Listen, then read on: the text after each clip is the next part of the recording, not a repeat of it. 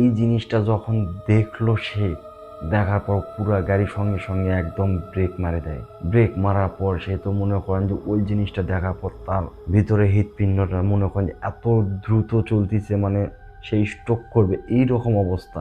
গাছটা ফাড়ে যখন এই রকম পজিশনে চলে আসে, দুই হাত দিয়ে এইরকম ভাবে যখন বের হবে, ঠিক ওই সময় হামিদ ভাই তখন বুঝে উঠতে পারছে না কি করবে। গাড়ি আগেও যায় না, পিছনেও যায় না। আপনাদের সামনে আবারও উপস্থিত হলাম আমি, মোহাম্মদ আবু রায়হান। তো আজকে যে গল্পটা বলতে যাচ্ছি, আমাদের বড় ভাই হামিদ ভাইয়ের সঙ্গে যে ঘটনাটা ঘটে গেছে, তো চলুন দেরি আর না করে সেই গল্পের দিকে চলে যাই।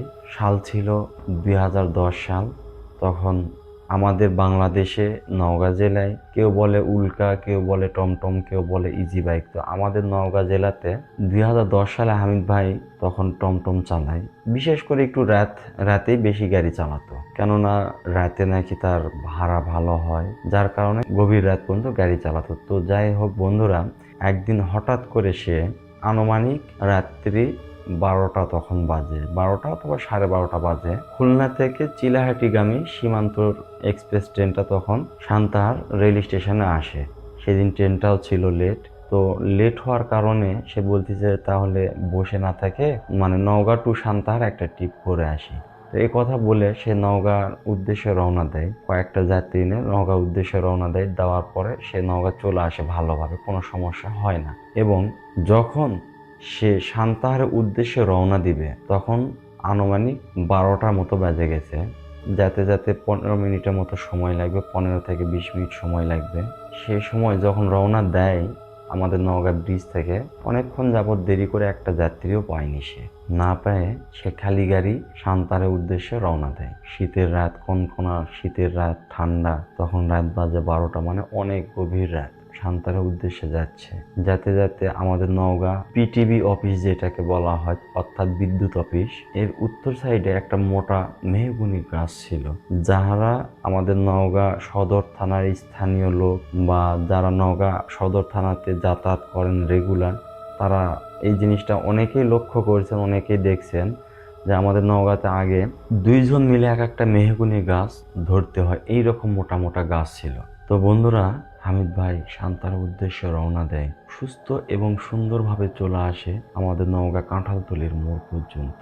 আসার পর যখনই সে বিদ্যুৎ অফিসের সামনে যখন চলে আসলো, আসার পর হঠাৎ করে তার নজরটা সামনের দিকে, আমরা যেহেতু ড্রাইভার মানুষ সামনের দিকে নজরটা বেশি থাকে, সেই গাছটা ছিল রাস্তার উত্তর পাশে, বিশাল বড় একটা মোটা গাছ। তো হঠাৎ করে সেই সময় চোখটা চলে যায় সামনে, মানে কি আর বলবো, এখানে আমি বলতে আমার থতো মতো লাগতেছে।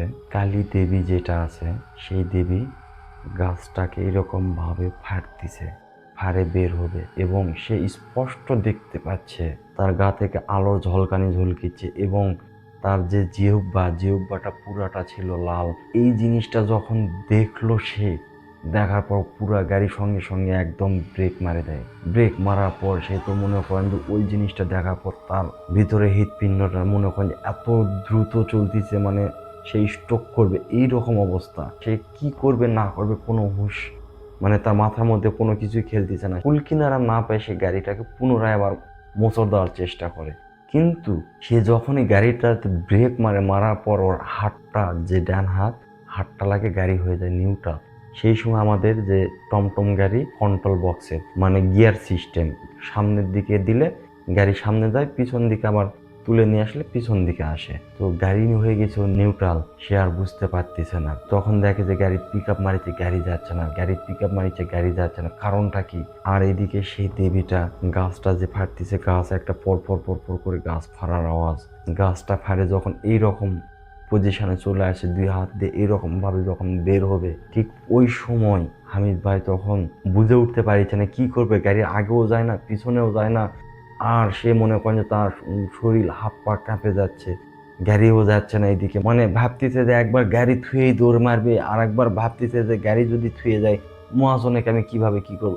মানে তার মাথার মধ্যে এই জিনিসগুলো। পরে যখন সে সিটের থেকে একটু খাড়া হওয়ার পর ডান দিকে নজর যায়, দেখে যে গাড়ি তার নিউট্রাল। এই অবস্থা যখন দেখতে পায় তখন সঙ্গে সঙ্গে গাড়িটাতে সামনের দিকে সে গিয়ার মারে। মারার পর এক মোচড়ে গাড়ি সে মনে করেন যে রাস্তাতে ঘুরে নিয়ে গাড়ি সে এক পিকআপে টান টান মানে এমনভাবে টান মারে সে চলে আসে কাঁঠালতলী মোড় পর্যন্ত। আসার পরে মনে করেন যে ওখানে অচমকা গাড়িটা স্লো হয়ে যায়, গাড়ি আগেও যায় না পিছনেও যায় না, এইরকম অবস্থা। তো যাই হোক বন্ধুরা, তখন ঠিক সেই সময় ওই এরিয়াটা পার হয়ে আসার পর গাড়ি যখন স্লো হয়ে যায়, হওয়ার পর তখন মোটামুটি সেই জায়গার থেকে 200-250 গজ যখন সামনে চলে আসার পর তখন সেই দেবীটা বলে যে তোর ভাগ্য ভালো, আজকে তুই আমার দর্শন পেয়েছিস, হয়তোবা তোর ক্ষতি করতাম না, কিন্তু তুই যে আমার যে দর্শন পেয়েছিস এটাই অনেক কিছু।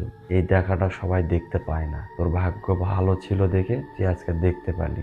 তখন সে হামিদ ভাই গাড়ি কোনো রকমে মানে আস্তে আস্তে আস্তে আস্তে নিয়ে আসার পর বক্সটা খুলে দেখে যে ওই যে একটা তানতারা ভিতরে একটা আতঙ্ক, সে কন্ট্রোল বক্সের প্রিমিয়ামটা একটু ব্যাঁকা হয়ে গেছে, যার কারণে সে কানেকশানটা ঠিক মতো পাচ্ছিল না। তো যাই হোক ওই সময় প্লাস দিয়ে সে কানেকশানটা একটু চাপে দেওয়ার পর ওখান থেকে সে কোনো রকমে বাড়ি পর্যন্ত ফিরে। তখন রাত বাজে আনুমানিক রাত 1টার মতো তার বাড়ি পর্যন্ত পুষতে 2টা বেজে যায়। তো 2টার সময় যখন তার বাড়িতে পৌঁছানোর পর সে বাড়িতে কাউকে কোনো কথা না বলে শুধু বলে যে গেটটা খোল। তার স্ত্রীকে বলে গেটটা খুলে দাও। এ কথা বলার পর যখন গেট খুলে দেয়, স্ত্রীকে কোনো কথা না বলে সোজা বিছানায় যায় শোয়ার পর তার স্ত্রী শুধু একটা কথা বলে, কি হয়েছে তোমার আজকে এত টেনশন আর এত মানে কেমন জানি লাগিছে, হচ্ছে আমার সঙ্গে আজকে কথা বলো না। এই যে বললো যে আজকে আমার সঙ্গে কথা বলো না, এই কথাটা বলাই হচ্ছে তার শেষ কথা।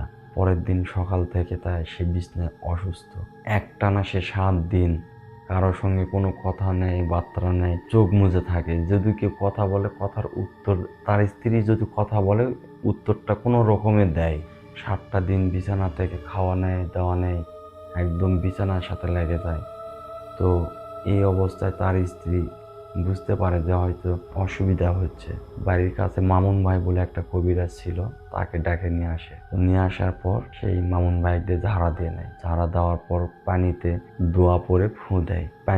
পানি নিয়ে যখন মুখ চোখে যখন তার ছিটায় দেয়, সে তখন চিৎকার করে, ওরে বাবা রে, মা রে, মরে গেলাম। চোখে মনে হচ্ছে যে কাঁচা ঝাল ভেঙে দিল, এত জ্বালা যন্ত্রণা হয় না, চোখ মুখ দিয়ে মনে হচ্ছে অন্ধকার দেখেছি, এইরকম অবস্থা।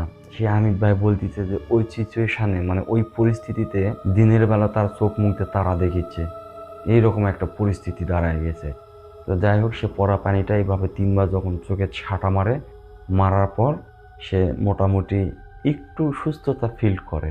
তো তখন তাকে বলে যে পরা পানি 1 লাগার 7 দিন খাবে আর মুখ চোখে ছিটায় দিবে, এরকমভাবে আল্লাহর রহমতে সুস্থ হবে। তো এই কথা বলার পর সেই মামুন ভাই পানি পরা দিয়ে চলে যায় এবং কন্টিনিউ সে ওই পানিটা 7 দিন খায়, আল্লাহর রহমতে সুস্থ হয়ে যায়। এই ছিল আমাদের আজকের গল্প, হামিদ ভাইয়ের মুখ থেকে শোনা গল্পটি। ঠিক যেভাবে শুনেছি সেভাবেই উপস্থিত করলাম। তা আমাদের গল্পটি যদি ভালো লাগে বন্ধুরা, অবশ্যই আমাদের চ্যানেলটি সাবস্ক্রাইব করবেন এবং লাইক কমেন্ট করতে ভুলবেন না। আর যদি আপনাদের জীবনে কারো এরকম কোনো ঘটনা ঘটে থাকে, সেটা আমাদেরকে আমাদের ইমেল নাম্বারে পাঠাতে পারেন। তো এই ছিল আমাদের গল্প। সবাই ভালো থাকবেন, সুস্থ থাকবেন। আল্লাহ হাফেজ।